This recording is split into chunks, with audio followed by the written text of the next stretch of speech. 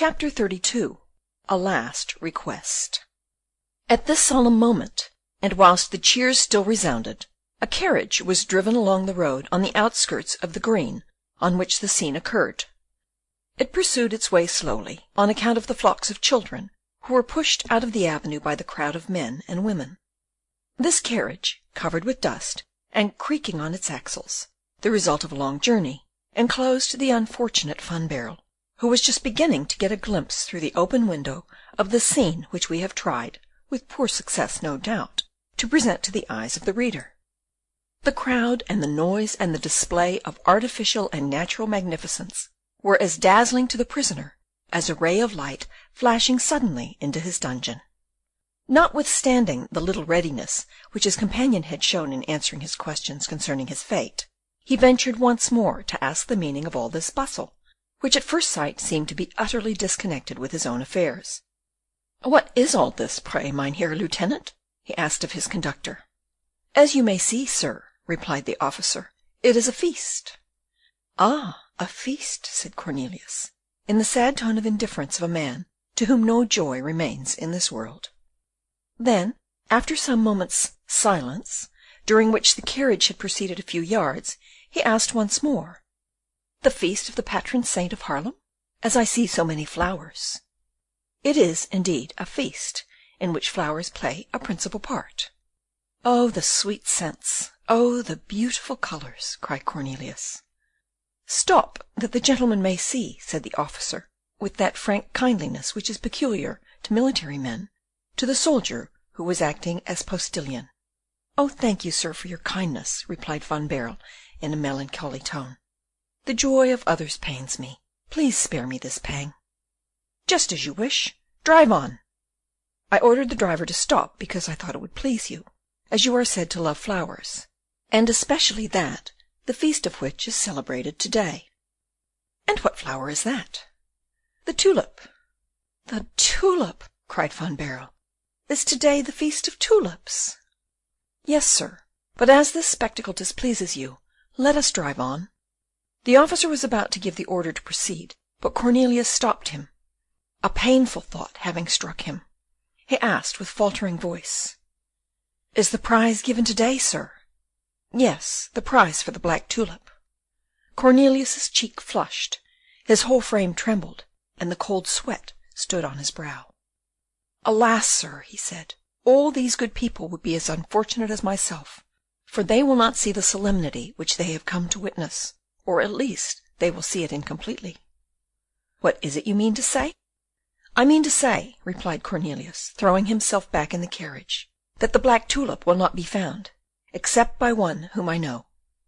"In this case," said the officer, "the person whom you know has found it, for the thing which the whole of Haarlem is looking at this moment is neither more nor less than the black tulip." "The black tulip," replied Van Baerle, thrusting half his body out of the carriage window. "Where is it? Where is it?" "Down there on the throne. Don't you see?" "I do see it." "Come along, sir. Now we must drive off." "Oh, have pity, have mercy, sir," said Van Baerle. "Don't take me away. Let me look once more. Is what I see down there the black tulip? Quite black? Is it possible? Oh, sir, have you seen it? It must have specks. It must be imperfect. It must only be dyed black. Ah, if I were there, I should see it at once. Let me alight. Let me see it close, I beg of you." "Are you mad, sir? How could I allow such a thing?" "I implore you. But you forget that you are a prisoner." "It is true, I am a prisoner, but I am a man of honour, and I promise you on my word that I will not run away. I will not attempt to escape. Only let me see the flower." "But my orders, sir, my orders!" And the officer again made the driver a sign to proceed. Cornelius stopped him at once. "Oh, be forbearing, be generous. My whole life depends upon your pity. Alas! Perhaps it will not be much longer. You don't know, sir, what I suffer. You don't know the struggle going on in my heart and mind. For after all," Cornelius cried in despair, "if this were my tulip, if it were the one which has been stolen from Rosa, oh, I must alight, sir. I must see the flower. You may kill me afterwards if you like, but I will see it. I must see it." "Be quiet, unfortunate man. and come quickly back into the carriage, for here is the escort of his Highness the Stadtholder, and if the Prince observed any disturbance, or heard any noise, it would be ruin to me as well as to you." Van Baerle, more afraid for his companion than himself, threw himself back into the carriage, but he could only keep quiet for half a minute, and the first 20 horsemen had scarcely passed when he again leaned out of the carriage window, gesticulating imploringly towards the Stadtholder at the very moment when he passed.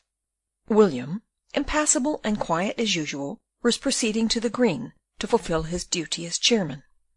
He held in his hand the roll of parchment, which, on this festive day, had become his baton. Seeing the man gesticulate with imploring mien, and perhaps also recognizing the officer who accompanied him, his Highness ordered his carriage to stop. In an instant his snorting steeds stood still, at a distance of about 6 yards from the carriage in which Van Baerle was caged. "What is this?" the Prince asked the officer, who at the first order of the Stadtholder had jumped out of the carriage, and was respectfully approaching him.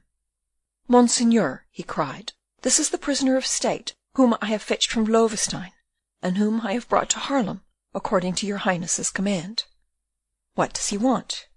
"He entreats for permission to stop here for a minute."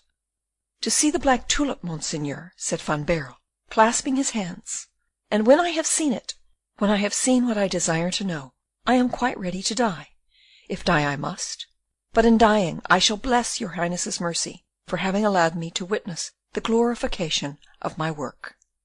It was, indeed, a curious spectacle to see these 2 men at the windows of their several carriages, the one surrounded by his guards, and all-powerful, the other a prisoner and miserable, the one going to mount a throne, the other believing himself to be on his way to the scaffold.